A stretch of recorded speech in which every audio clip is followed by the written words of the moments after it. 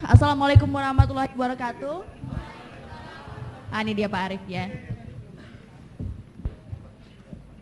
Selamat sore Pak. Apa kabar semuanya?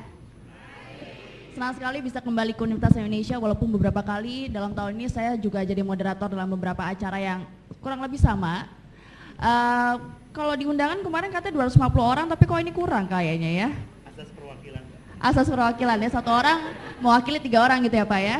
Tapi nggak apa-apa, penting semangatnya luar biasa pada sore hari ini, dan pastinya sore hari ini saya Ajeng Gamerati akan menemani Anda semua di sini. Ada yang alumni juga ya, ada alumni, ada yang baru masuk, ada juga yang telah menjadi mahasiswa, dan beberapa dari kalian katanya berprestasi sehingga bisa ikut dalam acara ini. Terima kasih sudah datang Bapak Dahlan Iskan dan Pak Arif Munandar pada sore hari ini. Ini topiknya adalah Future Leader with Indonesian Identity and Global Perspective. Jadi bagaimana kader-kader muda Indonesia bisa menjadi pemimpin dunia, tapi tetap meng-Indonesia, begitu. Jadi tanpa panjang lebar lagi, kita lihat dulu CV dari pembicara kita pada sore hari ini. Silahkan kita lihat di atas. Sebentar. Ada Bapak Dahlan Iskan, siapa yang tidak tahu beliau? Beliau adalah sekarang Menteri BUMN sejak tanggal 19 Oktober ya Pak ya, tahun kemarin. Ini dia CV beliau. Oke, setelah dibaca kita langsung ke pembicara yang kedua. Bapak Dr. Arif Munandar SEME. Beliau adalah doktor dari sosiologi ya Pak ya, Sosiologi Universitas Indonesia. Ini dia CV beliau. Jadi keduanya pada sore hari ini sangat menginspirasi, semoga ini bisa menjadi inspirasi juga bagi teman-teman sekalian yang ada di sini. Pak Arif, kita berikan tepuk tangan dulu. Wow. Pak Arif, tadi Pak Dahlan Iskan bilang Pak Arif dulu deh yang ngobrol sama saya. Enggak apa-apa, kita ngobrol talk show aja Pak Dahlan ya. Oke, kalau misalnya Pak Arif dan Pak Dahlan melihat anak-anak Indonesia zaman sekarang sama zaman mungkin zaman Anda itu apa perbedaannya di era globalisasi seperti sekarang ini? Assalamualaikum warahmatullahi wabarakatuh. Salam sejahtera buat kita semua, teman-teman sekalian. Pak Dahlan, senang sekali sering melihat Pak Dahlan di media dan akhirnya ketemu Pak. Ini pertama kali Pak, luar biasa. Kenapa saya bilang senang sekali dan luar biasa? Saya mungkin kalaupun sering berbicara tentang leadership, mungkin lebih tepat saya cuma pengamat. Saya belum pernah mimpin sesuatu yang signifikan kecuali kantor saya, perusahaan saya. Saya melihat Indonesia ini butuh pemimpin yang genuine, dan menurut saya kalau kita mencari pemimpin yang genuine, mudah-mudahan Anda setuju dengan saya ya, bahwa Pak Dahlan adalah salah satunya. Mudah-mudahan kita kasih aplaus dong buat Pak Dahlan. Iya, bedanya banyak Mbak. Saya mungkin ngasih analogi begini. Saya mengajar sejak tahun 95 di kampus. Saya tadi curhat sama Mas Arman, sahabat saya. Ngajar sampai tahun 2000 itu nikmatnya buat saya luar biasa. Mungkin kita dibayar murah pun ngerasanya nggak apa-apa. Contoh kalau saya bimbing skripsi itu saya merasa justru lebih banyak saya belajar dari mahasiswanya ketimbang mungkin saya bisa memberikan sesuatu buat dia. Sangat-sangat tercerahkan kita. Dulu kami bandelnya luar biasa, tapi kalau sudah persoalan kuliah, persoalan kualitas kita nggak mau tawar-tawaran. Padahal dulu fasilitas itu sangat kurang Mbak. Saya sampai bikin skripsi S1 itu saya nggak kenal komputer. Dan kalau kita main ke perpustakaan, skripsi zaman dulu, tahun 80-an itu lucu. Misalkan halaman 124, Anda akan ketemu halaman 124A atau B. Kenapa begitu? Dulu skripsi diketik dengan mesin tik, sehingga kalau misalnya kita bimbing, pembimbing bilang, tolong dong habis 124 sisipkan tabel apa gitu ya. Kalau sekarang kan tinggal insert kan dengan komputer kan. Kalau zaman dulu Anda udah ngetik 124 halaman, disuruh insert kan nggak mungkin Anda ketik ulang kan, maka dosen mengizinkan ada 124 A, B, dan C. Kita minim fasilitas tapi rasanya kok daya juangnya itu luar biasa ya. Dan saya rasa dulu kita nggak pinter-pinter banget juga, mungkin karena gizi juga nggak bagus-bagus amat gitu ya. Dan kampus nggak kayak gini ya. Wah, saya bilang tadi saya sering ke perpustakaan ini, tapi baru tadi sempat muter-muter ya. Saya bilang Masya Allah, ini dikit lagi kayak Harvard gitu ya, walaupun saya juga nggak pernah ke Harvard sebenarnya sih. So tahu aja gitu. Saya murni produk lokal ya, kan S1, S2, S3 di UI. Nah setelah tahun 2000 ketika saya masih ngajar waktu itu, saya kok agak-agak menemukan paradoks. Dari kalau kita ngobrol, saya yakin anak-anak lebih pintar dari angkatan sebelumnya. Fasilitasnya melimpah. Mas Arman kalau nggak salah UI itu bayar miliaran ya untuk jurnal ilmiah ya Mas ya. Kalau nggak salah berlangganan jurnal ilmiah. Jadi fasilitas luar biasa. Tinggal klik apapun keluar gitu ya. Tapi kok daya juangnya itu nggak kayak dulu Mbak. Jadi sekarang kalau misalkan kita bimbing, mahasiswanya kita omelin, kita suruh kerja lebih keras, biasanya dia ngomel duluan. Gitu kan.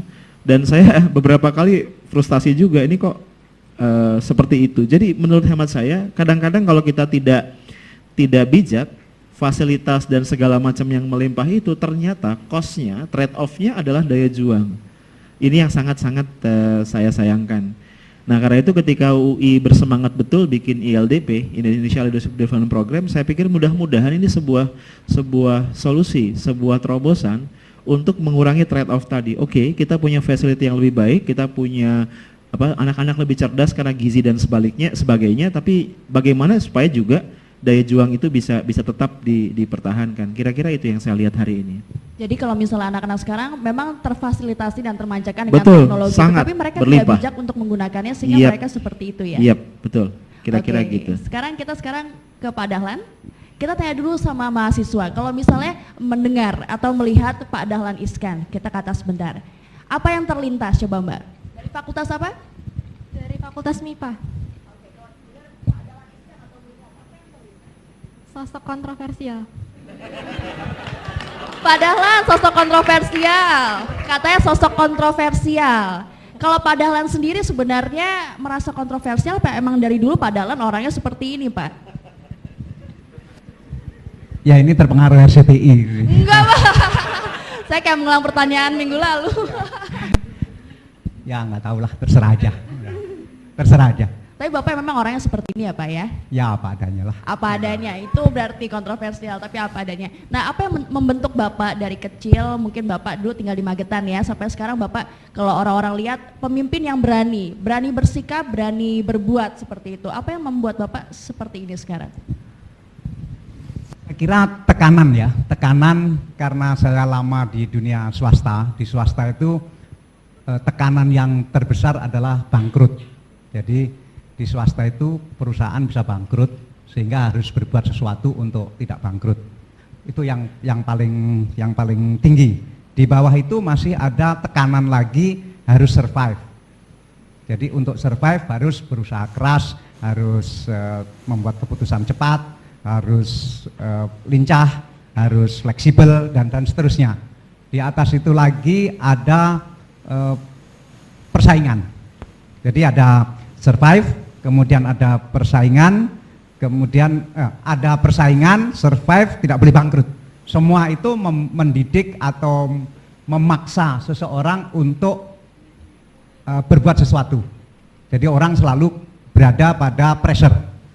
Nah sehingga pressure itu sudah menjadi biasa, sehingga sebetulnya tetap saja prosesnya ada proses SWOT, ada proses berpikir bahwa ini kelemahannya apa, kekuatannya apa, chance-nya apa, kemudian threat-nya apa, itu sebetulnya ada. Cuma mungkin dilakukan dengan cepat, begitu. Sehingga karena itu berlangsung bertahun-tahun, sehingga sudah menjadi semacam otomatis dari cara berpikir, dan itulah yang membentuk sikap. Saya kira begitu. Dari kecil memang seperti itu sudah dibiasakan? Enggak, dari kecil ngapain ya? Dari kecil sebetulnya enggak, karena saya orang yang termasuk orang yang enggak punya cita-cita, karena saya lahir di desa sekali, dan di desa yang pada zaman itu semua orang miskin di situ, sehingga tidak pernah ada orang bertanya nanti cita-cita kalau besar apa, itu enggak ada. Pertanyaan sama itu enggak pernah ada. Enggak punya cita-cita sama sekali menjadi. Karena enggak pernah ditanya. Orang punya cita-cita mungkin karena ditanya nanti kalau besar, ini waktu masih kecil. Biasanya orang tanya nanti kalau besar jadi pilot atau jadi dokter atau. Nah, pertanyaan seperti itu enggak ada di desa. Karena orang ya hidup ya jadi petani atau guru atau apa begitu, sehingga enggak usah dicita-citakan, orang pasti akan jadi salah satu itu gitu. Jadi enggak boleh dicitakan. Udah pasti. Tetapi saya pikir setelah saya besar, dewasa dan berkarir, maka ternyata orang nggak punya cita-cita itu lebih baik. Ya. Hidupnya lebih fleksibel. Saya bayangkan orang itu kalau punya cita-cita, apalagi memegang teguh cita-cita, itu menurut saya kok susah banget ya. Misalnya dia bercita-cita misalnya pengen jadi lulusan terbaik tadi, misalnya begitu. Ya. Kemudian karena cita-citanya itu maka dipegang terus gitu. Sampai mau tidur pun nggak mau begitu. Saya harus paling pintar, harus belajar terus. Saya nggak tahu ini belajar terus atau enggak. Nah, jeleknya orang punya cita-cita adalah ketika dia kebentur sesuatu, maka dia akan lawan benturan itu dan belum tentu dia kuat melawan itu sebetulnya. Mungkin dipaksakan sehingga terlalu banyak melawan benturan. Tapi kalau orang nggak punya cita-cita, jalan aja yang penting, pokoknya jalan begitu. Nanti kalau kebentur, misalnya kena batu ya belok. Kemudian di sana ada sungai ya, kalau bisa loncat, nggak bisa loncat ya menyusuri sungai itu, begitu. Tapi kan yang penting kan tercapai. Jadi nggak punya cita-cita menurut saya lebih fleksibel lah hidupnya. Sehingga saya ibaratkan, yang penting hidup itu seperti air mengalir saja. Tapi kalau bisa yang deras sekali, begitu. Ya. Jadi jangan mengalir biasa begitu, jangan. Hidup itu seperti mengalir saja, tapi yang deras. Kalau perlu ada batu di tengah sungai, batunya pun kalah karena airnya deras. Gitu. Nah, Bapak pada akhirnya nggak jadi petani itu karena apa, Pak? Yang terpenting dalam perubahan hidup saya adalah keputusan untuk merantau. Merantau, Pak? Ya, menurut saya merantau itu penting. Menurut saya. Karena dengan merantau itu terputuslah seluruh hubungan sosial dengan lingkungannya. Nah, seandainya saya tidak merantau, maka saya akan hidup di desa itu, maksimum jadi guru madrasah, itu maksimum, dan jadi guru madrasah tidak jelek. Maksimum jadi guru madrasah, kemudian saya pasti kawin dengan tetangga saya, karena nggak punya pandangan lain kan. Dan waktu itu saya sudah mulai agak jatuh-jatuh cinta begitu. Kemudian pasti mertua saya juga petani. Temannya Bapak gitu ya, teman bapaknya. Teman di situ, dan tidak akan mungkin terangkat karena buruh tani ketemu buruh tani, kemudian anaknya buruh tani kawin sama anaknya buruh tani, nanti anaknya lagi ya buruh tani lagi, karena mungkin begitu. Nah, tetapi waktu itu karena saya tamat SMA, Madrasah Aliyah namanya, dan tidak mungkin bapak saya membiayai kuliah, maka saya harus ikut kakak saya yang transmigrasi di Samarinda. Nah, memang berat sekali waktu itu meninggalkan desa itu paling berat, meninggalkan desa itu. Nah, itu yang disebut meninggalkan tanah tumpah darah itu berat sekali. Tapi karena kepepet waktu itu pindah. Nah, disitulah terpotong. Saya kira ini teman-teman yang terutama yang di awal karir itu terpotong dari lingkungan sosialnya, menurut saya penting sekali. Karena misalnya begini, saya lagi berkarir, awal-awal kerja, kemudian di situ diperlukan jam kerja yang panjang, karena saya harus lebih rajin daripada yang lain, saya harus lebih kerja keras daripada yang lain, saya harus absennya paling sedikit dibanding yang lain, dan seterusnya. Nah, kalau saya tidak merantau, maka ketika paman saya mantu, saya harus datang. Ketika tetangga saya meninggal, saya harus melayat. Ketika ponaan sunatan, saya harus datang. Dan itu tidak habis-habisnya itu. Sehingga bisa saja hari ini saya absen karena neneknya meninggal. Kemudian besok harus absen lagi dari bekerja karena siapa sunatan. Dan itu enggak habis-habisnya. Dan saya terhindar dari semua itu di awal karir saya. Sehingga saya bisa all out sepenuhnya mencurahkan perhatian pada karir tanpa ada beban sosial apapun, karena saya jauh dari ikatan-ikatan lama itu. Dan itulah mungkin memang konsep hijrah itu menjadi sangat relevan dalam masalah ini. Terima kasih. Oke, kita berikan tepuk tangan dulu. Berarti harus berani untuk menjadi pemimpin yang berani dan memiliki integritas, mereka harus berani. Setuju nggak, Pak Arief? Sangat. Saya mencoba merenung, Mbak, beberapa kali, karena kan memang takdirnya saya sering diminta berbicara tentang kepemimpinan dan saya harus mengamati. Kemudian saya akhirnya sampai pada sebuah rumusan, pemimpin itu boleh punya banyak sejuta kelemahan, Pak ya, karena pemimpin juga manusia kan, lagu dangdutnya bilang begitu kan. Tapi saya kemudian sampai pada kesimpulan ada 2 kualifikasi yang tidak boleh ditawar selemah-lemahnya pemimpin. Pertama, pemimpin itu harus cerdas. Saya tidak bilang pinter, IQ-nya tinggi, tidak. Saya lebih menggunakan kata cerdas. Dia mampu dengan membaca situasi dengan tepat, dia punya sensitivitas, dia mampu mengambil memutuskan. Itu cerdas. Tapi kualifikasi kedua lebih penting lagi, pemimpin itu harus punya nyali. Harus punya nyali. Karena tugas pemimpin itu memutuskan. Nah, kalau dia menimbang, mengingat, bikin dewan pertimbangan, tidak berani memutuskan, nah gimana mau beres persoalan gitu. Jadi saya setuju sekali, pemimpin at least cerdas dan punya nyali. Dan padahal tadi luar biasa mengatakan, ini kalau saya boleh komen sedikit, walaupun saya nggak tahu background pendidikan Bapak, tapi tadi kalau di sosiologi itu sangat teorinya Bourdieu sekali Pak.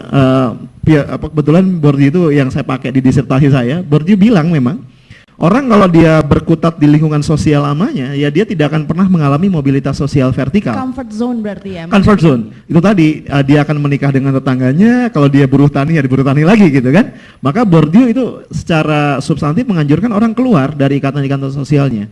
Dan ini yang luar biasa, dan saya pikir pemimpin itu harus begitu. Saya sulit membayangkan Indonesia akan keluar dari situasi krisis ini kalau kita gagal melahirkan pemimpin-pemimpin yang punya nyali. Bahwa ketika dia memutuskan itu salah, menurut saya, ya minta maaf lah dan kemudian perbaiki.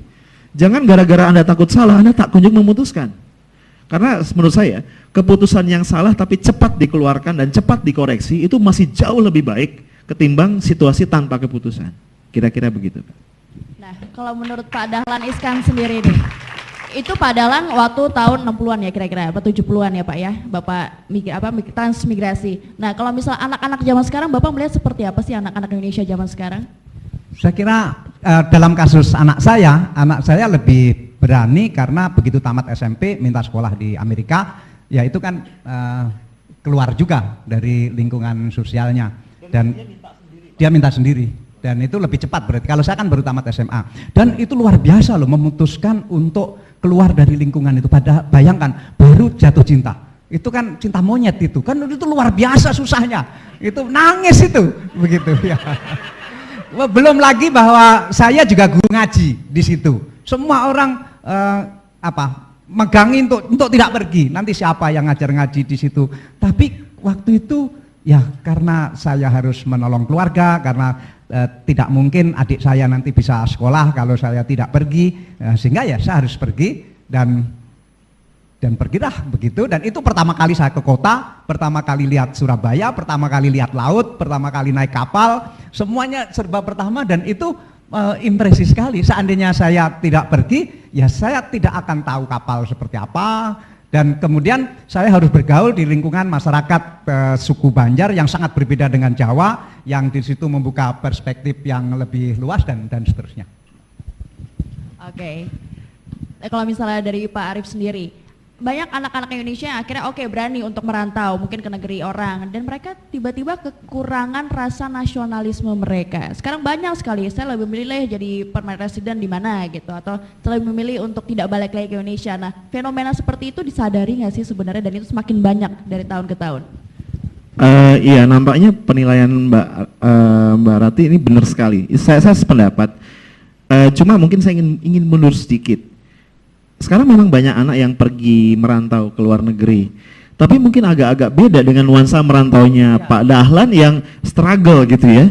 Anak sekarang kan merantau ke luar negeri itu sebagian ya, tidak semua, itu dengan limpahan kemewahan yang bahkan juga sangat besar. Jadi saya pikir esensi merantaunya nggak dapat, tapi esensi jalan-jalannya yang kemudian dapat kan gitu ya. Itu yang bagi saya harus dijadikan catatan. Jadi akhirnya merantaunya iya, tapi nilai tambah yang Pak Dahlan gambarkan itu nggak dapat. Nah, konteksnya dengan nasionalisme, menurut saya begini Mbak, mungkin ada andil juga ya, waktu dia di dalam negeri, nasionalisme itu tidak pernah kita redefinisi. Jadi nasionalisme yang kita dengungkan itu adalah nasionalisme versi zaman dulu, yang tidak connect dengan realita persaingan abad ke-21. Jadi ya kita menghargai sekali ya milestone seperti Sumpah Pemuda dan sebagainya, kebangkitan nasional. Tapi kalau itu tidak diredefinisi sulit Mbak. Nggak bisa sekarang nasionalisme itu didefinisikan sebagai sebuah militansi secara fisik. Nasionalisme hari ini adalah keyakinan kita bahwa kita harus berprestasi. Kita harus memenangkan persaingan dengan bangsa lain. Kita harus menunjukkan bahwa kita punya kemandirian, bahwa kita punya harga diri secara ekonomi. Jangan ngomong nasionalisme kalau hutang luar negeri kita terus meningkat. Jangan ngomong nasionalisme kalau mobil saja kita nggak bisa bikin. Jangan ngomong nasionalisme kalau belanja barang bermerek kita harus ke Singapura gitu loh. Jadi nasionalisme itu harus diredefinisi sehingga kemudian dia nyantol, istilah saya, bisa nempel di kepala anak muda. Selama nasionalismenya adalah nasionalisme zaman Majapahit, zaman kemerdekaan, dipaksakan nyantol di kepala anak muda sekarang, yang nontonnya Doraemon, susah Mbak. Gitu. Jadi mungkin ini buat para pemimpin bangsa, buat para negarawan, buat pemerintah, juga para pemegang pengampu kurikulum gitu ya, itu menjadi penting agar anak-anak Indonesia ini tidak kehilangan keindonesiaannya. Mari kita duduk dengan pikiran terbuka, meredefinisi what is nationalism, menjadi orang Indonesia itu meaningnya apa hari ini. Kira-kira begitu. Saya boleh komentar ini? Boleh, Ini silakan. mulai serius ini. Ya. Mulai serius Pak. Kalau kita lihat orang-orang Amerika, itu nasionalismenya kan seperti itu. Kadang-kadang bendera saja dipakai celana dalam, begitu.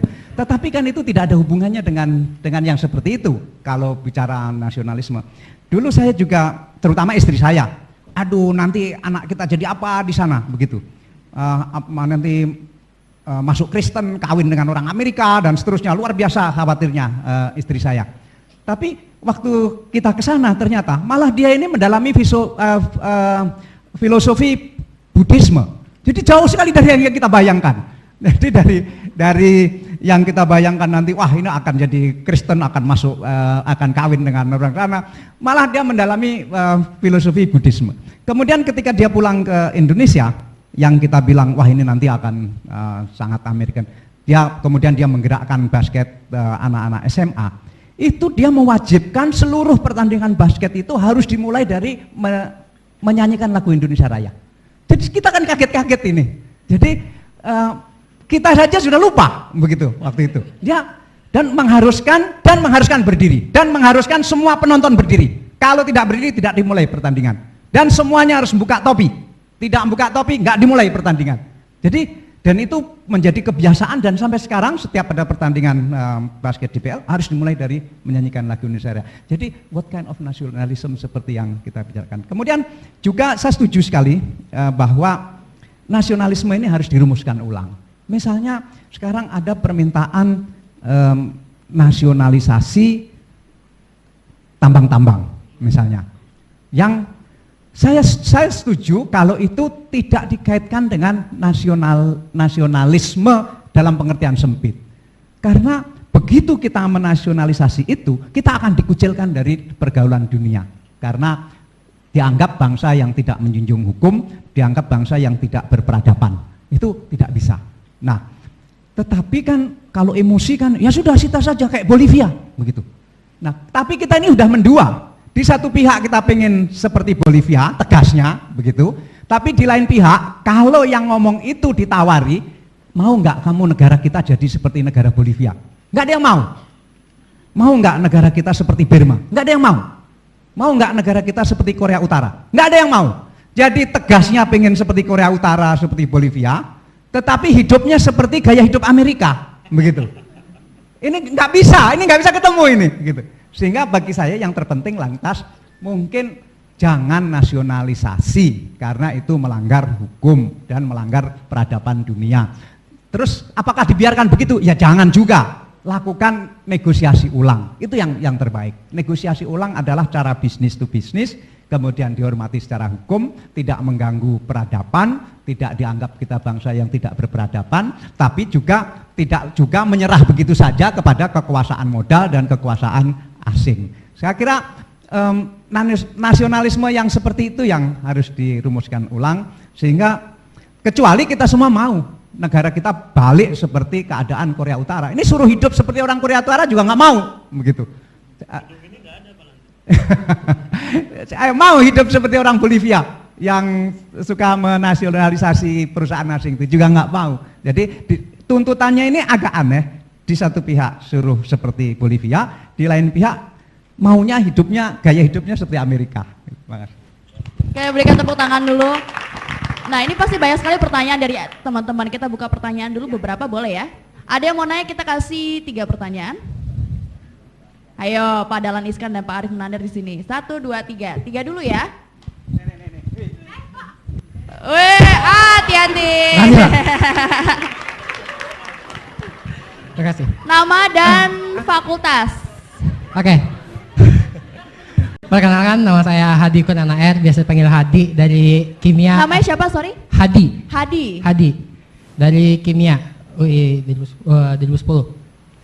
Saya ingin nanya nih ke Pak Dahlan. Tadi kan Pak Dahlan bilang, oh kita nggak perlu cita-cita, yang penting kalau kita mau maju terus ada batu kita minggir dikit, jalan lagi. Ketika Pak, nah yang ingin saya tanyakan, kita nggak punya cita-cita itu kan seperti goal gitu kan. Kita mau menuju ini nih, terus ketika kita nggak punya cita-cita, kita mau menuju apa gitu loh. Kita mau ngikutin orang, oh orang mau kesini, kita kesini, orang ngikutin mau kesini gitu. Terus sebenarnya seperti apa gitu Pak Dahlan? Itu saya yang mau ingin saya tanyakan. Terima kasih. Assalamualaikum warahmatullahi wabarakatuh. Jadi intinya Hadi, apakah kita akan membiarkan hidup kita terombang-ambing tanpa cita-cita gitu? Begitu. Mau dijawab dulu apa pertanyaan selanjutnya Pak Dahlan dan Pak Arief? Jawab dulu aja ya. Oke. Mungkin terombang-ambing itu juga baik loh. Tahan. Bisa lebih tahan. Orang nggak pernah terombang-ambing saya kira nggak tahan. Nah, saya agak membedakan antara cita-cita dalam pengertian seperti orang tua menanyakan cita-cita kepada anaknya yang umur 5 tahun atau yang masih TK dengan target capaian. Saya agak membedakan itu. Jadi dan target itu bisa jangka pendek, jangka menengah, bisa jangka panjang. Tetapi target juga harus selalu direvisi. Bukan target itu dipegang mati-matian seperti itu. Sehingga saya agak membedakan antara cita-cita dan target capaian. Ini mungkin salah juga saya kemukakan. Kan nggak apa-apa salah kan ya?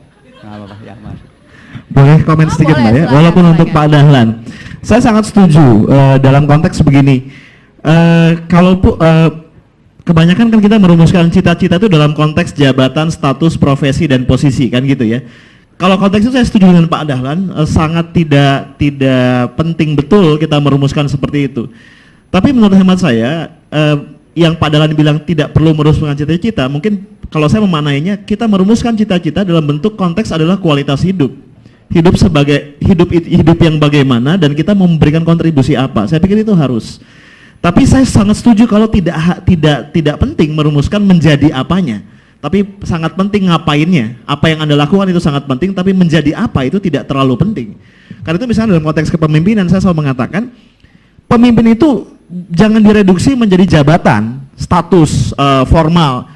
Makanya saya kritikan teman-teman LDP yang waktu interview kemarin seleksi mengatakan, saya mau jadi menteri ini, menteri anu, ada yang bilang pengen gantiin Pak Dahlan one day gitu kan.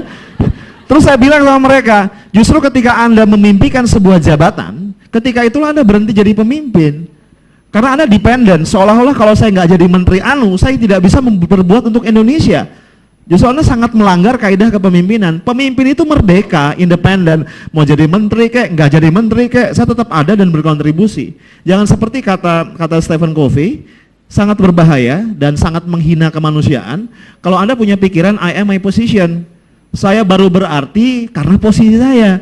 Begitu posisinya diambil kembali oleh yang memberi, kemudian dia nggak bisa ngapa-ngapain gitu. Kira-kira itu. Nambahkan sedikit, saya cocok sekali. Nambahkan sedikit. Mungkin latar belakangnya agak berbeda. Saya menganggap seandainya waktu saya kecil kemudian ditanya nanti jadi apa? Oh jadi dokter, seandainya begitu. Kan tidak ada jalan. Masa saya jadi dokter? Masa seorang anak buruh tani di desa yang dari kota 16 kilo, yang sampai tamat SMA belum pernah minum es, sampai tamat SMA belum pernah nonton film, masa jadi dokter? Kan nggak nyambung gitu. Sehingga kalau toh ada cita-cita dan lebih tepat pada sebetulnya keinginan, saya nggak tahu bedanya cita-cita, keinginan, target, capaian. Karena sudah terlalu terkontaminasi bahwa cita-cita itu ya seperti yang nanti cita-cita jadi apa, jadi dokter, jadi pilot, segala macam. Nah, maksudnya kalau toh ada itu semacam keinginan, dan keinginan itu biasanya lebih pendek. Keinginan itu lebih mengandung unsur realistis. Ini realistis nggak? Sehingga keinginan saya waktu kecil itu punya sepeda, itu sudah keinginan tertinggi. keinginan tertinggi saya waktu SMP dan waktu SMA adalah punya sepeda. Itu keinginan tertinggi. Karena apa? Rasanya tidak mungkin lah aku punya keinginan apa, memangnya bisa apa gitu. Nah, kenapa keinginan tertinggi punya sepeda? Karena saya 6 tahun SMP sama SMA jalan kaki 6 kilo, pulang pergi 12 kilo dan nggak pakai sepatu, nggak pakai sandal. Sementara teman-teman saya juga ada yang punya sepeda, kemudian teman-teman saya yang punya sepeda itu nggak mau boncengkan saya. Nah, kenapa nggak mau boncengkan saya? Ternyata saya tahu bahwa seseorang yang tidak bisa naik sepeda kalau diboncengkan itu berat dan cenderung membuat sepeda itu oleng atau jatuh gitu. Karena itu teman saya yang punya sepeda nggak pernah mau memboncengkan saya. Karena itu saya tidak tahu lagi apakah ini cita-cita, apakah keinginan, apakah target capaian atau dendam. Ini tambah satu lagi, dendam.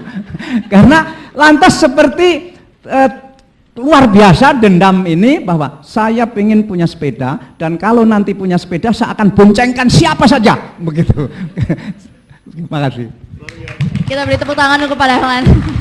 Oke, tadi pertanyaan kedua, pertanyaan dijawab ya tadi ya. Oke, tadi mic-nya kemana? Silakan dikasih ke mbaknya. Nama, fakultas, dan pertanyaannya. Ya, Assalamualaikum warahmatullahi wabarakatuh. Waalaikumsalam. Iya, saya Eka Julianingsih dari FMIPA Kimia, Pak. Pertama saya mau tanya sama Pak Dahlan, waktu dengar cerita Pak Dahlan adalah orang yang salah satu keluar gitu ya dari desa gitu kan.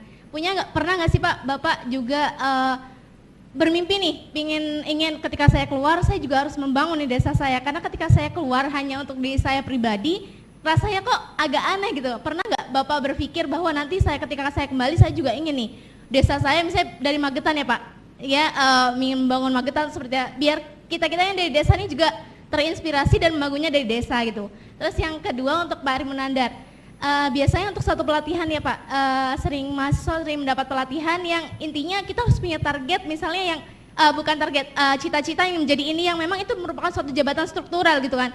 Karena dengan ada yang jabatan, maksudnya dengan punya cita-cita jabatan struktural itu nantinya akan ada jalan per stage yang harus dilalui, misalnya harus ini dulu dan ini dulu biar nanti sampai ke cita-cita kita. Lalu kalau seperti itu bagaimana Pak jawabannya gitu kan. Terima kasih. Assalamualaikum warahmatullahi wabarakatuh. Pak Dahlan minta saya dulu kan. Ya Mbak, pertanyaan kedua. Kalau isi pelatihannya begitu, saya jamin bukan saya yang ngasih pelatihan. Saya walaupun background saya finance, saya belajar manajemen, saya suka sistem, tapi dalam bab hal ini saya sangat tidak strukturalis, Mbak. Jadi saya tidak percaya orang itu harus menjadi somebody dulu secara formal baru dia bisa berbuat. Nggak gua banget lah kira-kira gitu. Menurut hemat saya, kalau dia mau jadi pemimpin, jadi saya lebih suka orang itu bicara esensi, Mbak.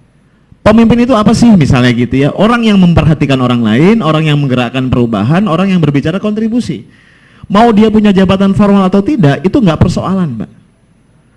Buat apa, mohon maaf Pak Dahlan, menjadi menteri yang tidak memberikan kontribusi, menurut saya jauh lebih buruk ketimbang menjadi seorang office boy yang kerjanya itu optimal dan memberikan kontribusi.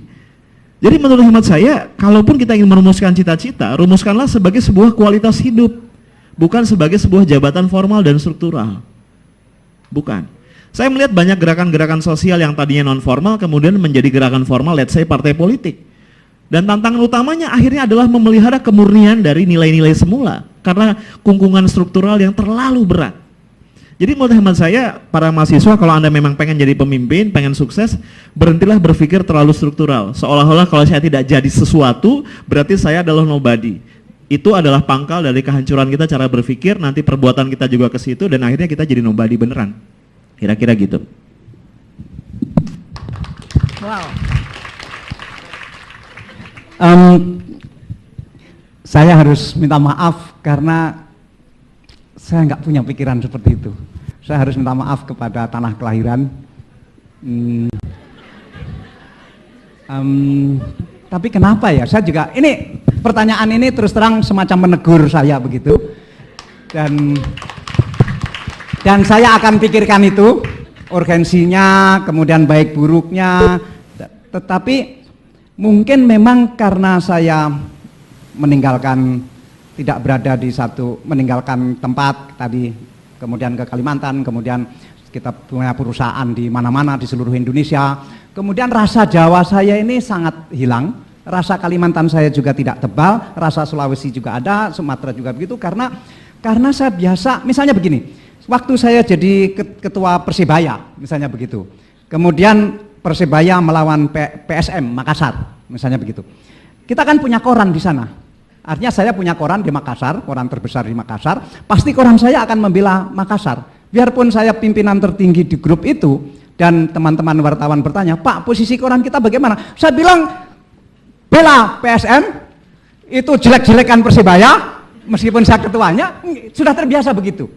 Mungkin juga latar belakang saya yang jurnalis, mungkin lebih banyak melihat sesuatu itu objektif, lebih banyak melihat sesuatu itu both side, sehingga tidak terlalu ada emosi seperti itu, emosi kampung halaman, emosi membangun desanya ya, dalam pengertian misalnya nanti di tengah kemiskinan di situ ada sekolah mewah karena saya malu kalau tidak mengerti, kayak begitu agak tipis saya ini salah atau betul nanti saya renungkan ya, tapi pertanyaan ini semacam memberikan teguran pada saya. Terima kasih. Tapi waktu itu kita sempat ngobrol-ngobrol Pak Dahlan pengen banget punya pesantren katanya ya, itu di mana rencananya Pak? Oh ya, setelah saya sakit, saya sudah bertekad tidak cari uang lagi. Kemudian pertama uangnya cukup. Yang kedua yang dinamakan cukup itu juga relatif. Saya relatif tidak jam tangan aja tidak punya, misalnya begitu. Nah, kemudian lantas mau ngapain ya? Gitu. Cita-cita saya, ya ternyata punya cita-cita. Ya. Tetapi cita-cita bukan awal, setelah sakit baru mendadak punya cita-cita begitu. Itu menjadi guru jurnalistik untuk wartawan muda, menulis buku dan membangun pesantren keluarga. Itu tempatnya memang di Magetan karena asal usulnya di sana, tetapi motifnya bukan karena saya harus memberikan sesuatu kepada kampung itu, tapi karena pesantren itu memang di situ tempatnya. Dan saya ingin membangun pesantren menjadi pesantren internasional. Dan saya network dengan Singapura karena kebetulan saya punya network internasional yang lumayan, sehingga pakai sistem Singapura. Kemudian tetapi juga tidak terpaku di situ. Saya mau copy pesantren ini di seluruh daerah yang ada network kami. Sehingga tahun ini dibuka lagi di Kediri, nanti dibuka lagi di mana, sehingga tidak juga ternyata berbasis karena itu kampung saya, tapi berbasis bahwa itu harus lebih baik, harus ada. Kalau saya mau kalau mau bisnis, saya mendirikan pesantren itu di kota, karena siswanya bisa bayar mahal, tapi tidak, saya ambil sikap biar saja di desa itu, karena sekali-sekali orang desa punya akses kepada sekolahan internasional, begitu. Wow, luar biasa. Terima kasih Pak Dahlan, Pak Arief. Kita nunggu pertanyaan ketiga. Tadi ada yang tunjuk jari dari sini. Silahkan, mic-nya boleh dikasih. Nama, fakultas, dan silakan pertanyaannya. Assalamualaikum warahmatullahi wabarakatuh. Nama saya Fitri Amalia dari Fakultas Kesehatan Masyarakat. Pertama-tama izin saya menyampaikan salam dari orang tua saya dulu Pak, pada Pak Dahlan yang ngefans berat. Iya, dari Gresik. Iya, dari. Nah, ya satu hal yang paling saya rindukan sejak saya merantau dari Gresik ke sini adalah baca Jawa Pos, Pak. Ya, di sini juga ada. Ya, langsung aja ke pertanyaan. Kita kan di sini membicarakan tentang kepemimpinan. Pertanyaan ini tuh Pak Bang Arief dan Pak Dahlan. Bagaimana jika peran kepemimpinan itu datang bukan dari dalam diri kita? Istilahnya keinginan itu bukan dari dalam diri kita, tapi permintaan dari luar atau permintaan dari orang-orang yang menganggap bahwa kita capable untuk berada di posisi itu. Bagaimana jika seperti Pak Dahlan gitu ya, kita tahu sebelumnya adalah di Rut PLN, belum selesai melaksanakan mimpi-mimpinya di PLN sudah diutus menjadi Menteri BUMN seperti itu. Itu kan dari luar. Bagaimana kita menyikapinya, bahwa kita diminta, bahwa kita dianggap capable untuk suatu posisi itu yang pertama. Yang kedua,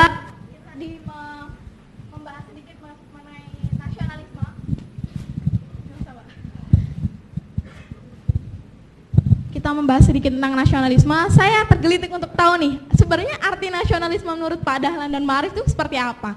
Karena menurut saya nasionalisme itu kan rasa cinta. Cinta itu kan deskripsi per orang kan beda-beda. cara menyatakannya pun berbeda-beda. Nah, bagaimana menurut kedua pembicara ini nasionalisme terhadap Indonesianya Bang Arif dan Pak Dahlan itu seperti apa? Terima kasih.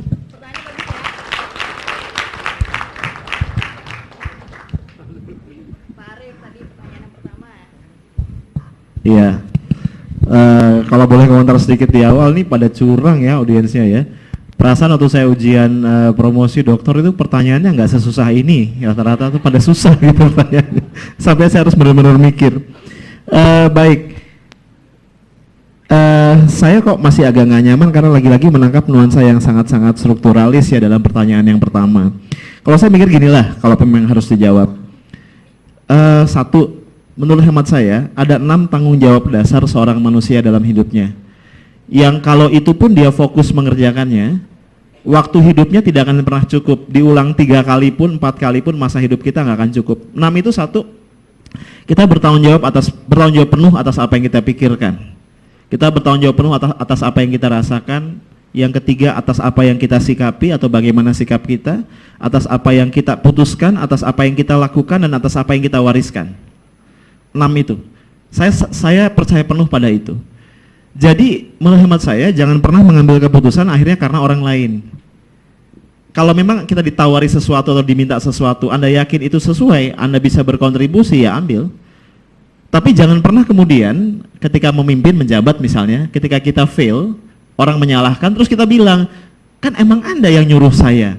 Itu menurut saya sangat-sangat bodoh gitu ya. Orang boleh menyarankan, orang boleh memprovokasi, orang boleh meminta, orang boleh memaksa, orang boleh menodong. Tapi in the end yang memutuskan kan kita. Putuskanlah sesuatu yang cocok dengan 6 hal yang sudah Anda pertimbangkan di awal. Menurut saya begitu, dan ambil tanggung jawab penuh. Kalau persoalan nasionalisme, saya setuju. Nasionalisme itu rasa. Inilah persoalan Pancasila di masa Orde Baru.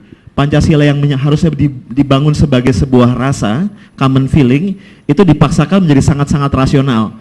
Makanya kemudian ada 33 butir yang kemudian jadi 45 dan harus dihafalkan, ada kuisnya, ada cerdas cermatnya, ada ujiannya, ada penatarannya, dan seterusnya.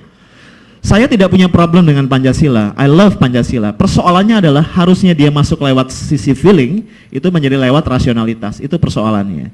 Nah, saya setuju bahwa karena dia cinta rasa, maka cara kita mengekspresikannya sebagai anak bangsa itu berbeda-beda.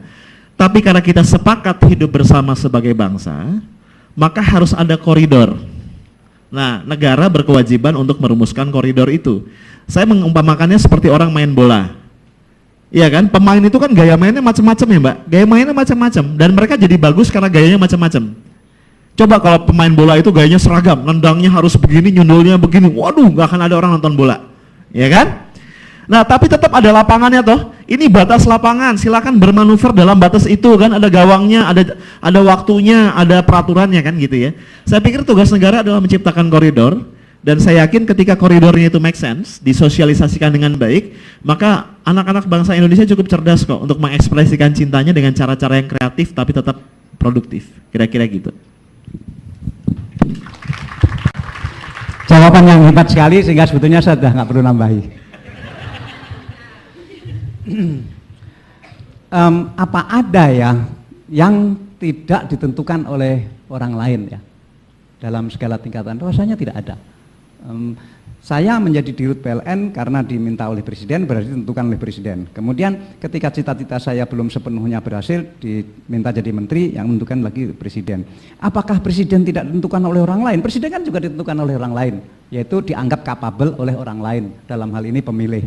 Dan apakah seorang direktur utama perusahaan tidak ditentukan oleh orang lain, ditentukan oleh pemegang saham? Ya kadang-kadang apakah pemegang saham tidak ditentukan oleh orang lain, ditentukan oleh orang lain juga, yaitu oleh market. Ujungnya adalah nanti market. Misalnya saya menjadi seperti dulu waktu di Jawa Post Group, saya adalah orang nomor 1 yang tidak punya atasan sama sekali.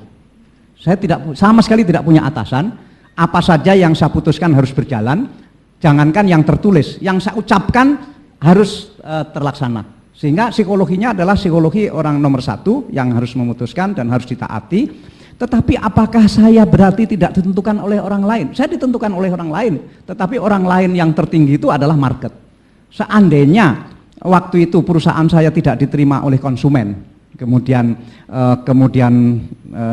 katakanlah merosot, apakah saya masih bisa jadi CEO, direktur utama? Nggak bisa juga, hilang juga itu. Jadi sebetulnya ternyata semua itu ditentukan oleh orang lain dalam pengertian macam-macam, dan orang lain tertinggi dalam hal negara adalah rakyat lewat pemilu, dalam hal pemimpin tertinggi yang katanya tadi tidak ditentukan oleh orang lain itu ternyata juga ditentukan oleh orang lain, dalam hari ini market atau pasar, sehingga memang tidak ada yang tidak ditentukan oleh orang lain.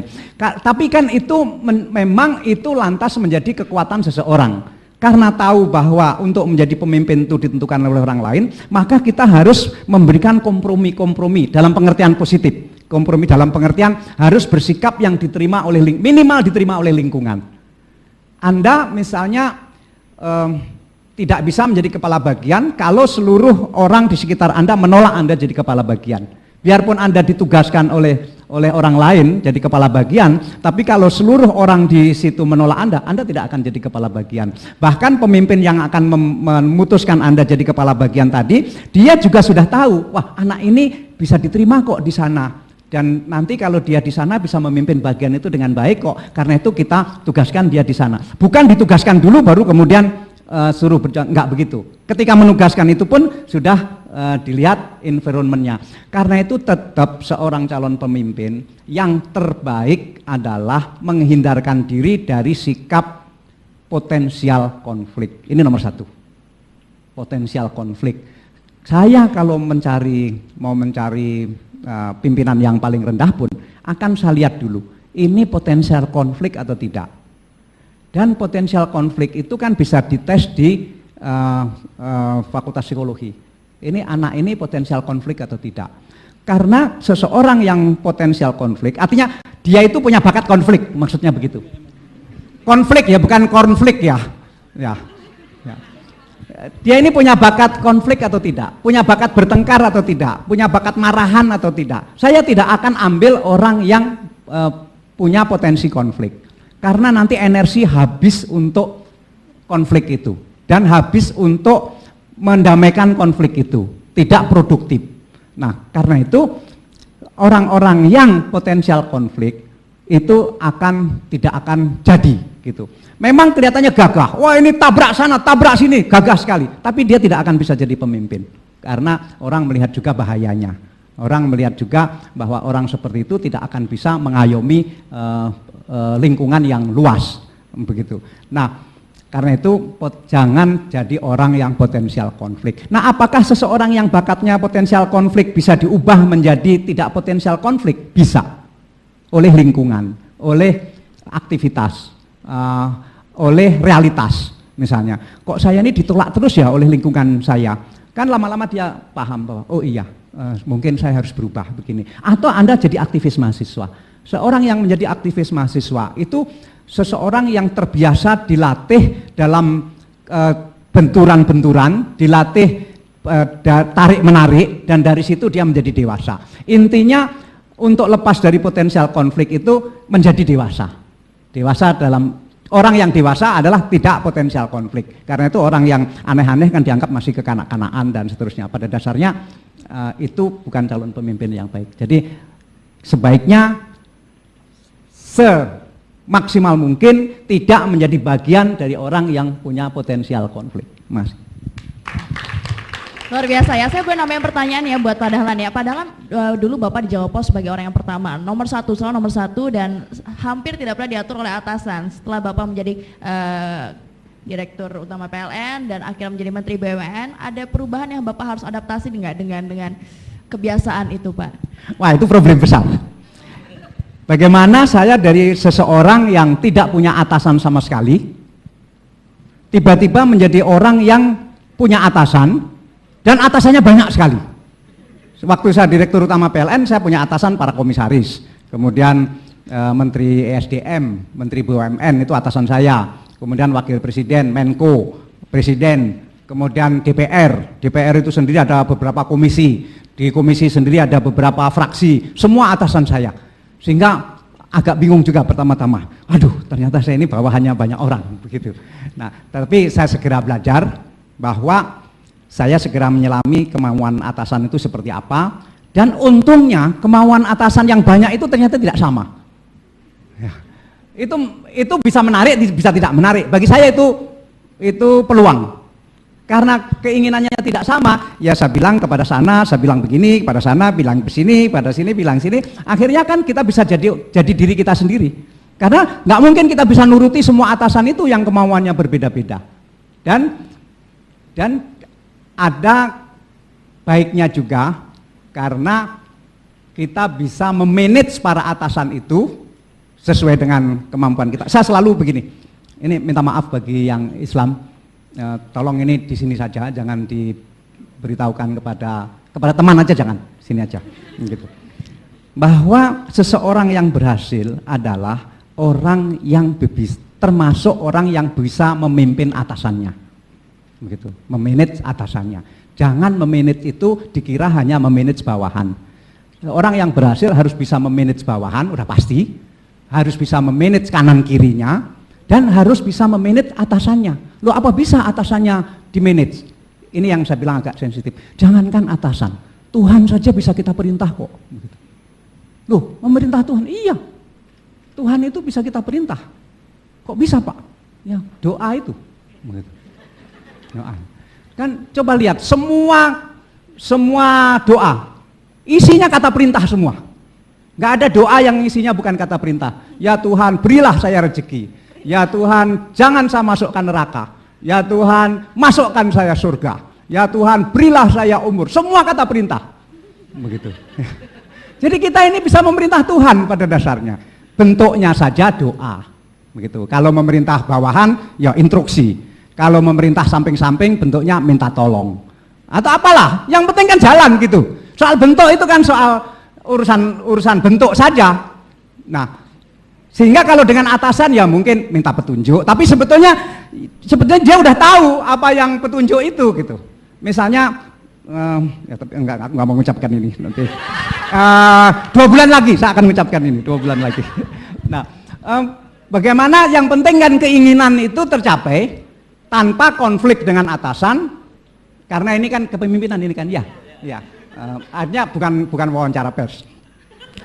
Yang penting adalah bagaimana keinginan bisa tercapai tanpa konflik dengan atasan, tetapi juga tidak terdikte oleh atasan yang dikte itu mungkin jelek, begitu. Sepanjang diktenya baik sih oke, tapi kan kadang-kadang diktenya juga jelek. Nah, intinya adalah di situ. Bagaimana bisa memanage bawahan, bentuknya perintah atau apapun, bisa memanage kanan kiri, bentuknya mungkin minta tolong. Anda mau teman Anda perintah-perintah, nggak mau kan? Tolong ini ambilkan buku, kan perintah juga kan sebetulnya.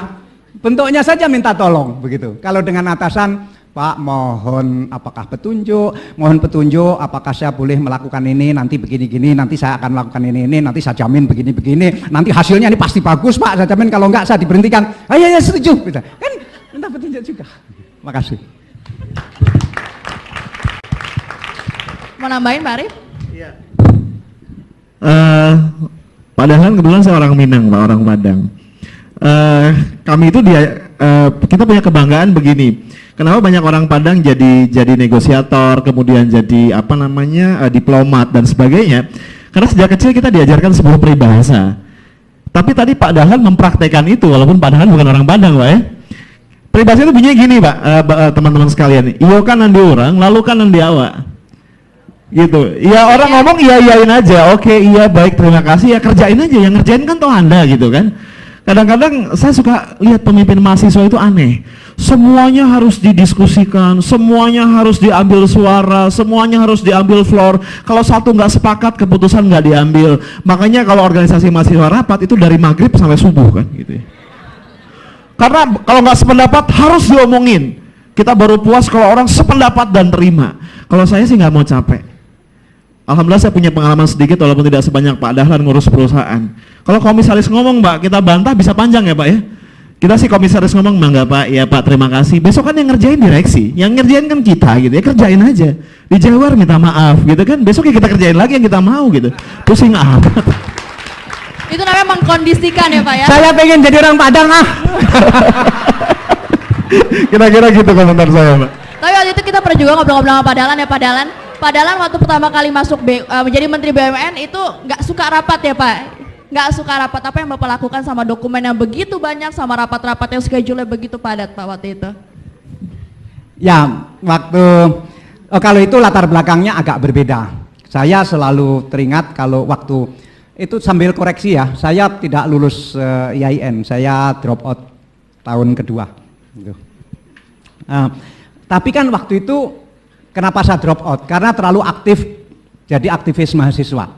Dan waktu itu tidak ada sistem yang harus masuk atau waktu pokoknya mau ujian lulus cukup, nggak pernah masuk juga nggak apa-apa zaman itu. Nah akhirnya kebiasaan terus kemudian betul-betul drop out. Nah waktu itu kan sampai sekarang yang didemokan itu kan sama saja. Satu anti korupsi, kedua anti birokrasi. Artinya kita benci dengan birokrasi. Karena itu kita coba, itu kita pegang terus. Dan ketika menjadi Dirut PLN, saya lakukan hal yang sama. Saya kumpulkan seluruh direktur, kita dulu kan aktivis mahasiswa semua. Kebetulan saya tahu semuanya aktivis mahasiswa. Kita kan ingat dulu kita demo terus. Kemudian yang kita demokan masih ingat kan soal korupsi, soal birokrasi. Ayo kita sekarang jangan korupsi, juga kita rombak birokrasi ini. Di PLN itu ada 2 layer kita bubarkan dan banyak hal, saya tidak bisa menyebut. Nah ketika jadi Menteri BUMN, hari pertama yang saya lakukan adalah saya adakan rapat lagi, eselon 1 kita kumpulkan. Saya bilang yang sama, kita dulu kan aktivis mahasiswa, kebetulan kita tahu lah, dulu kita demo tentang korupsi dan tentang birokrasi. Masa kita mau melakukan itu? Ayo kita sekarang kita menjadi pejabat tinggi negara, yang dulu kita demo dan sekarang kita ada di situ, ayo kita lakukan apa yang dulu kita demokan itu. Pertama jangan korupsi. Nah, yang kedua birokrasi kita sederhanakan. Setuju semua ternyata, setuju. Kemudian langsung kita keluarkan peraturan menteri. 1, rapat-rapat harus dikurangi 50% paling tidak. Ini rapat terus kerjanya, begitu. Kalau dulu saya sebelum di birokrasi, itu saya menyangka birokrasi itu pemalas dan malas dan birokratik seterusnya. Ternyata tidak sepenuhnya itu betul. Ketika saya masuk di birokrasi, ternyata birokrat itu rajin sekali, terutama rajin rapat. Kalau rapat itu luar biasa deh, sampai pagi sore rapat terus, cuma nggak pernah menghasilkan.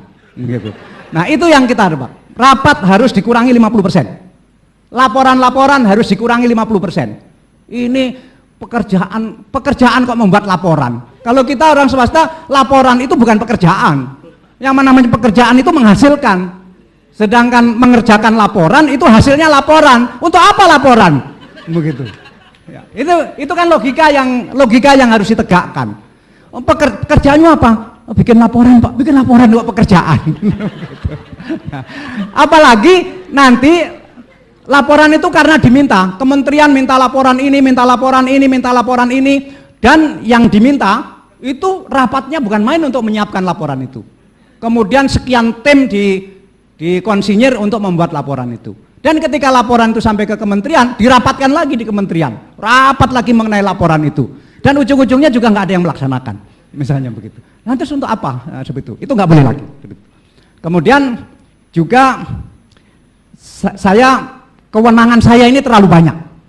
Karena itu 28 kewenangan Menteri BUMN saya serahkan kepada orang lain supaya lebih sederhana. Nah, itu yang sekarang mau diinterpelasi di DPR itu. Ya. Jadi ya kalau diinterpelasi gimana? Ya sudahlah, itu serah sajalah begitu. Yang jelas saya dulu tukang demo, yang didemokan adalah anti birokrasi, dan sekarang saya dipercaya menjadi menteri. Masa saya melaksanakan apa yang dulu saya demokan? Artinya masa saya masih seperti itu? Nah nanti kalau saya didemo kan malu, begitu. Ya, boleh silakan. Saya tertarik pada beberapa hal, jadi mau curhat sharing sedikit Pak. Kebetulan BUMN yang sebentar Pak Dahlan pimpin itu salah satu klien Pak di tempat saya di PT Prima Kompetensi. Saya boleh cerita perbandingan ya Pak ya. Salah satu klien, jadi dua ini PLN dan Bank BCA itu kebetulan klien di tempat saya. Dua-duanya saya yang pegang, saya direktur operasi di situ. Yang menarik adalah kalau dengan swasta, kami rapat satu kali dengan 2-3 orang, itu untuk handle project selama setahun yang nilainya kira-kira 20-30 miliar Pak. Tapi dengan tempatnya Pak Dahlan, itu saya harus rapat 5-6 kali diundang presentasi untuk sebuah project yang buat kami nilai bersihnya nggak nyampe 100 juta. Nah, waktu itu saya berpikir ini udah ada Pak Dahlan di sini, kalau Pak Dahlan belum ada mungkin rapatnya bisa 12 kali gitu kan. Jadi memang namanya Pak Dahlan terlalu sebentar ya di PLN, mestinya lebih lama lagi. Tapi saya menceritakannya dengan maksud begini, itulah kondisi kita gitu ya.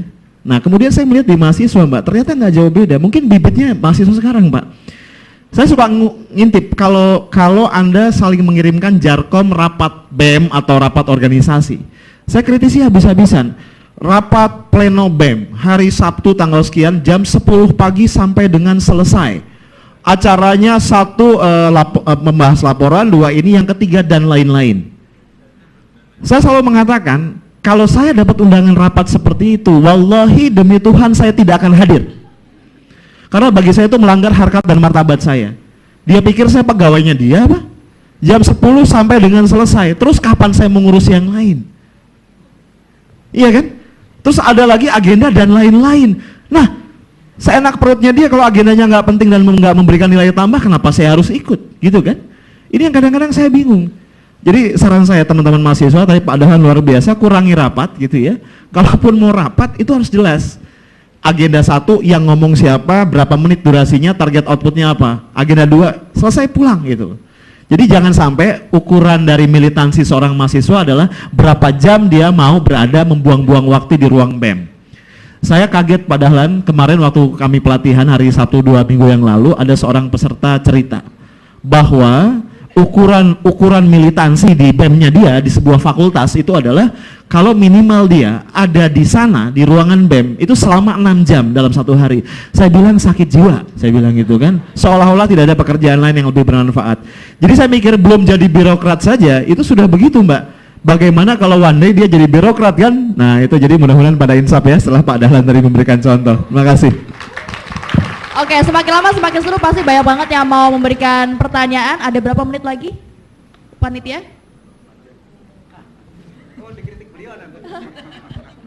Berapa menit lagi berarti? 1 jam lagi? Masih lah, setengah jam aja katanya. Kita kasih 3 pertanyaan boleh ya Pak ya? 1, 2, 3, Masnya. Dari Mas yang di sana? Yang depan Mas, pakai batik. Nama, fakultas, dan pertanyaan. Saya kira gini, Mak. 1, 2, 3, 4 tadi maju sini aja. Oh boleh. Yuk. Cek. Ini semua Pak Dahlan, semua boleh maju. Oh semua boleh maju. Silakan. Maju deh. Ayo siapapun yang mau ngasih pertanyaan maju. Karena kalau di sini ngomongnya pendek nanti. Kalau di jalan ngomongnya panjang. Terlalu convert Pak ya di sini. Ini mengulangi 50% Pak maksudnya.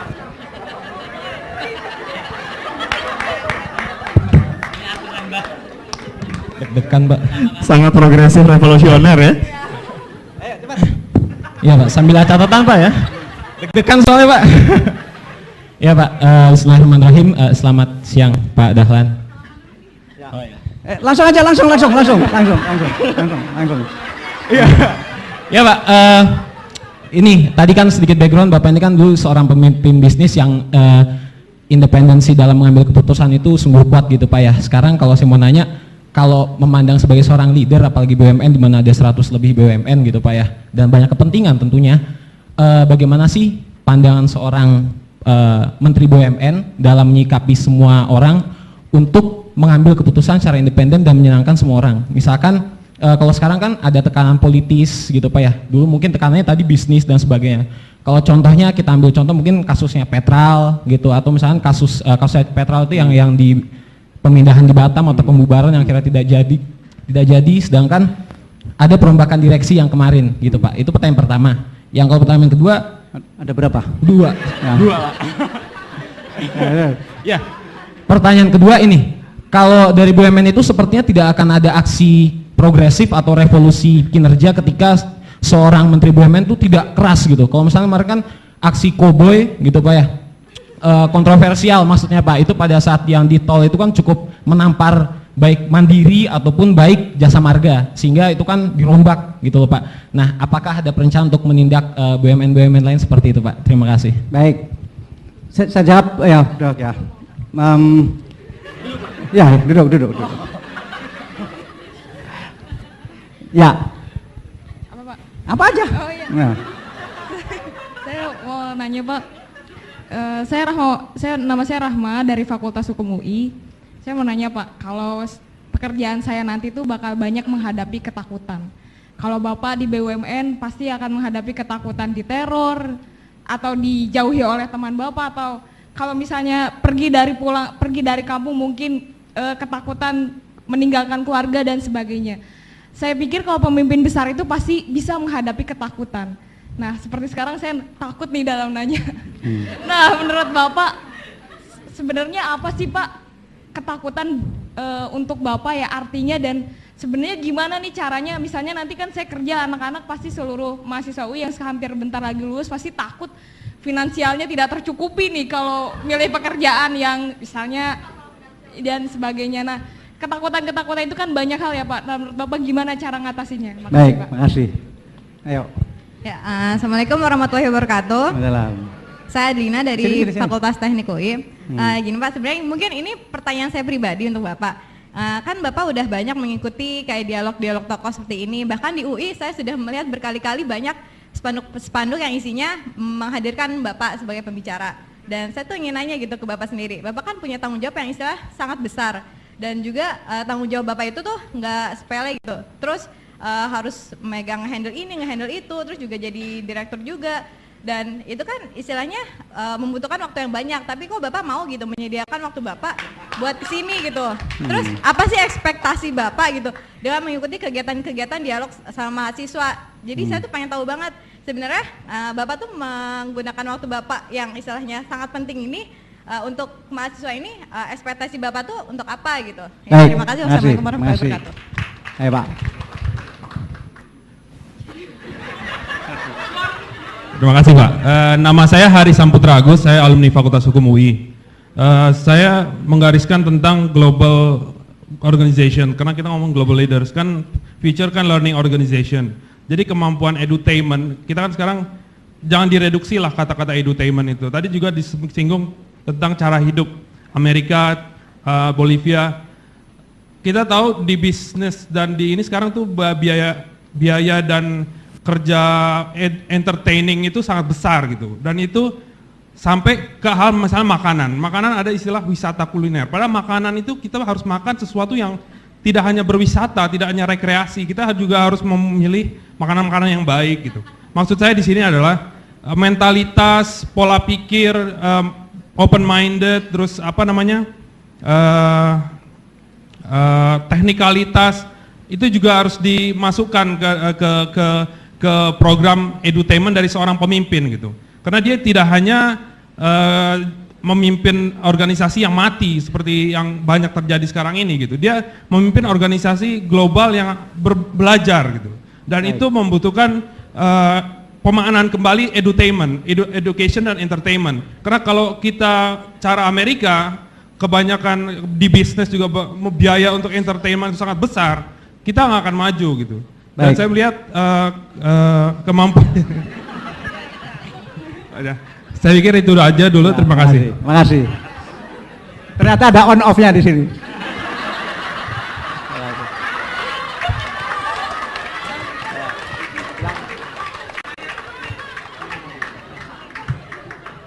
Oke, cek.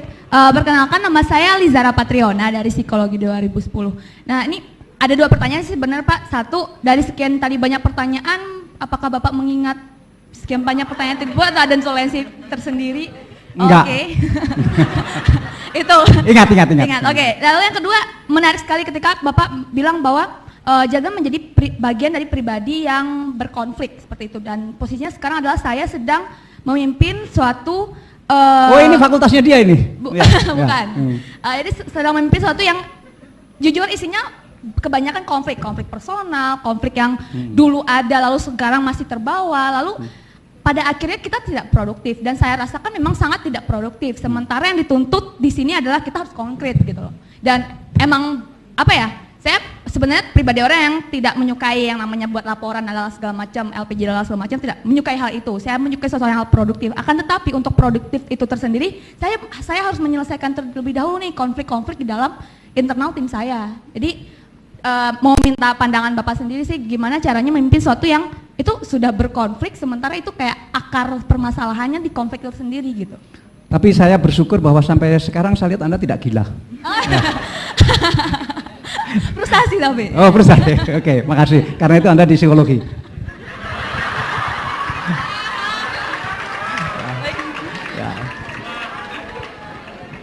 Terima kasih Pak. Saya Eni dari Fakultas Hukum UI. Saya ingin menanyakan nih Pak terkait Mensa sebagai seorang pemimpin. Pemimpin kan tadi Bapak dan Pak Arief juga menunjukkan bahwa pemimpin itu bukanlah suatu jabatan atau posisi yang akan kita raih sehingga kita akan mendapatkan gelimbangan materi di sana. Cuma paradigma masyarakat umum bahwa misalkan saya dari daerah Blitar ke sini. Iya, menarik ini pasti, Bapak komentari nanti ya. Paradigma umum ini. Pasti gini kan, orang menggadang-gadang kalau kita ke UI, ke Jakarta nanti pulang pasti kita pulang kan bawa mobil, bawa materi, bawa kedudukan, dan bawa semuanya. Dan saya yakin semua anak-anak perantauan di sini pasti punya beban moral seperti itu.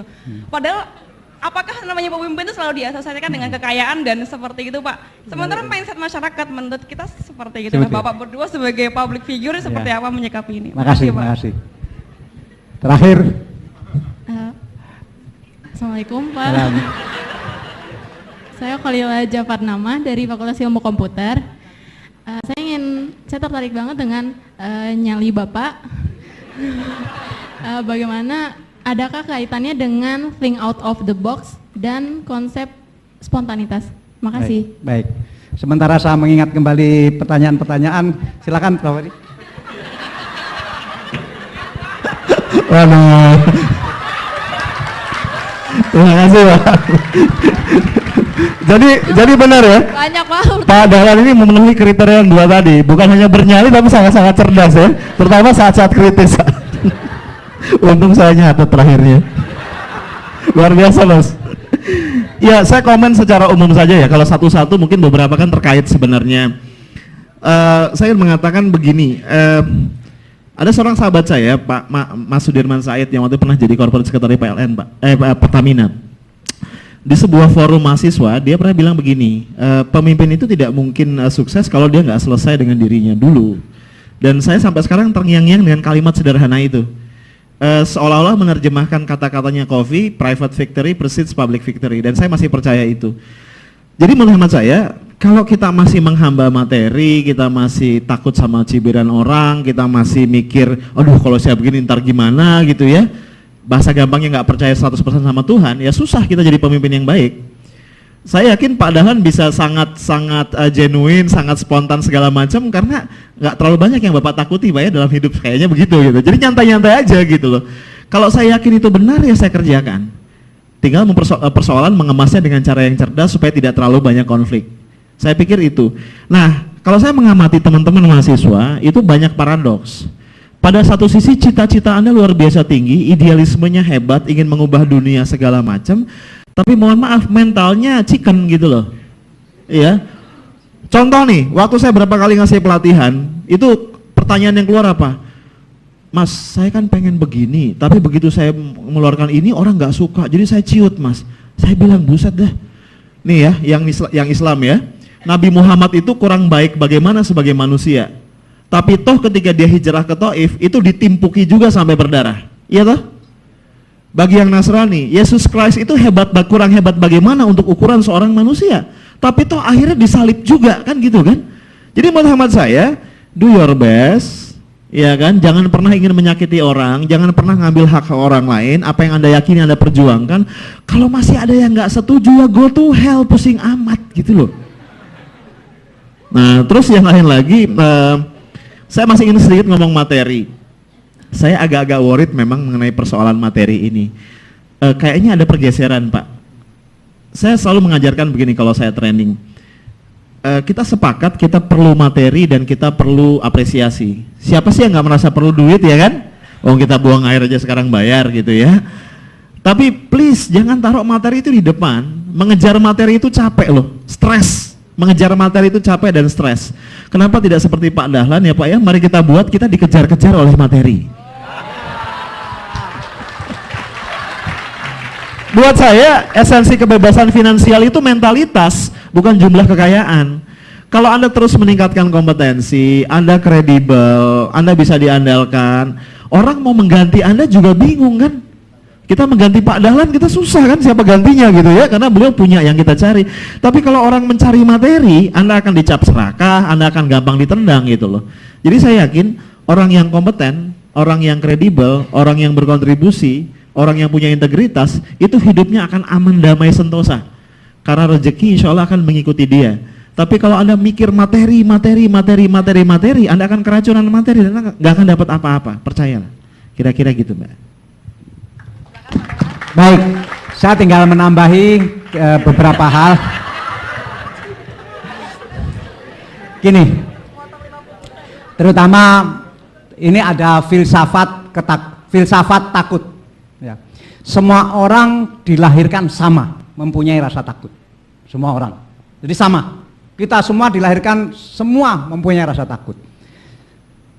Yang orang yang akan berhasil dan dia disebut mencapai sukses tahap 2.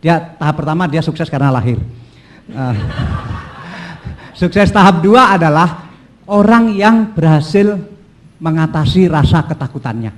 Itu kunci sukses yang pertama. Berhasil mengatasi rasa ketakutannya. Jadi semua orang sama mempunyai rasa takut. Tetapi ada yang berhasil mengatasi rasa takut, ada yang tidak.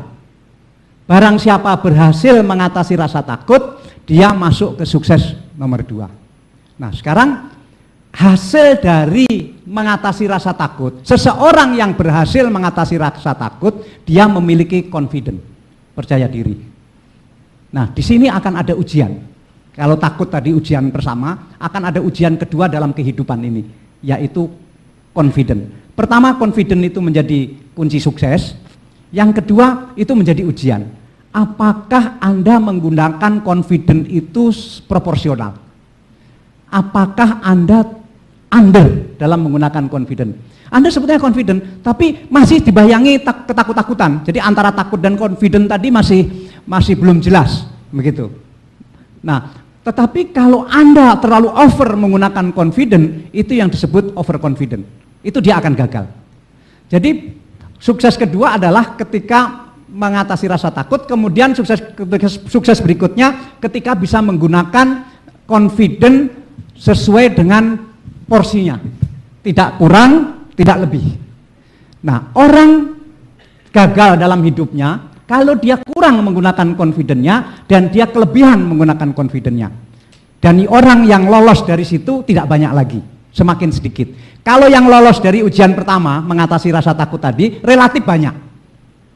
Tetapi ujian kedua menggunakan rasa confident ini itu seleksinya lebih keras lagi. Karena dia harus mempertimbangkan rasa bahwa saya ini sudah cukup belum menggunakan confident saya, atau kurang, atau kelebihan.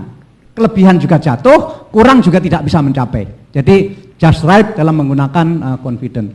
Nah, kemudian kalau sudah sukses ujian dari confident ini, dia akan memasuki sukses tahap berikutnya. Dan ini semakin sedikit sekali yang berhasil, yaitu karena Anda berhasil mengatasi menggunakan confident, maka Anda akan berkuasa. Berkuasa itu maksudnya jadi pemimpin. Jadi pemimpin di level apapun, begitu.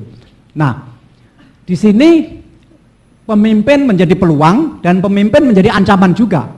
Anda bisa menggunakan kepemimpinan itu dengan proporsional atau tidak. Apakah Anda over dalam memimpin atau Anda under dalam memimpin? Anda ini pemimpin tapi nggak melakukan apa-apa, dia berarti under. Anda ini pemimpin tetapi sok kuasanya luar biasa, itu berarti Anda over. Nah, barang siapa yang berhasil menggunakan posisi kepemimpinan yang itu just right, dia akan naik menjadi sukses berikutnya. Tapi semakin sedikit yang bisa lolos dari situ. Kadang-kadang orang sudah diberi posisi tetapi tidak bisa menggunakan posisi itu. Kadang-kadang orang diberi posisi tetapi dia berlebih-lebih menggunakan kekuasaan itu. Yang satu maupun yang kedua itu gagal. Yang pas tadi dia yang akan sukses tahap 3, yaitu berkuasa. Nah, ini pun juga akan menjadi tantangan berikutnya lagi.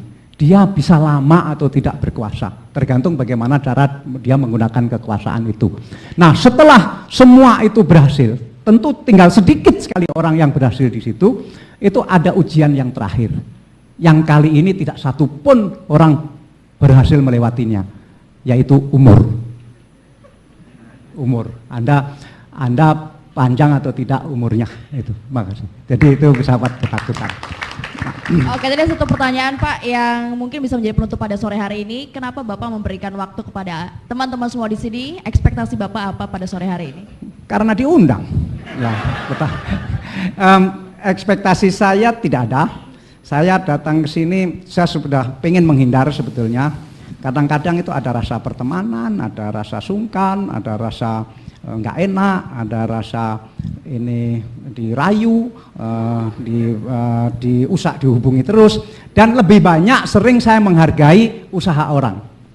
Misalnya untuk hadir di sini itu berkali-kali diminta dan tidak menyerah.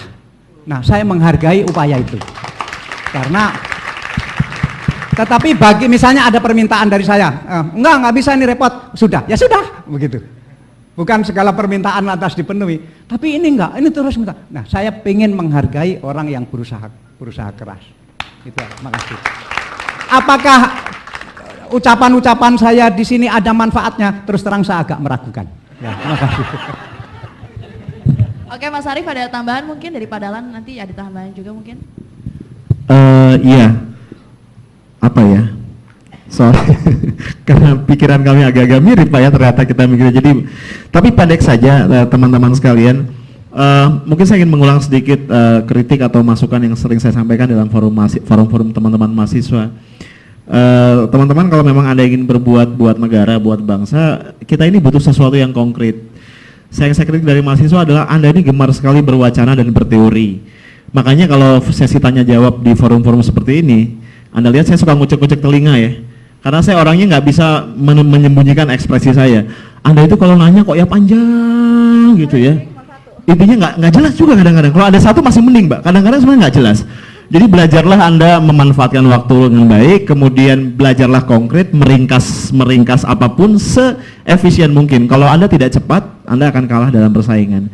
Pemimpin itu konkret, saudara-saudara. Pemimpin itu bukan pengamat yang ngomongnya banyak tapi kemudian ternyata tidak berhasil merealisasikan satu pun dari yang mereka ucapkan. Kira-kira itu Mbak. Terima kasih. Pak Dahlan ada tambahan? Pak Dahlan mau buru-buru ya? Kita tutup dulu ya. Terima kasih semuanya, semoga yang kita bicarakan pada sore hari. Ya, saya minta maaf, saya ada rapat dan rapat itu saya adakan di sini karena setelah ini ada acara lain lagi di dekat sini sehingga rapatnya BUMN saya pindahkan ke sini. Wow. Terima kasih semuanya, terima kasih Pak Dahlan.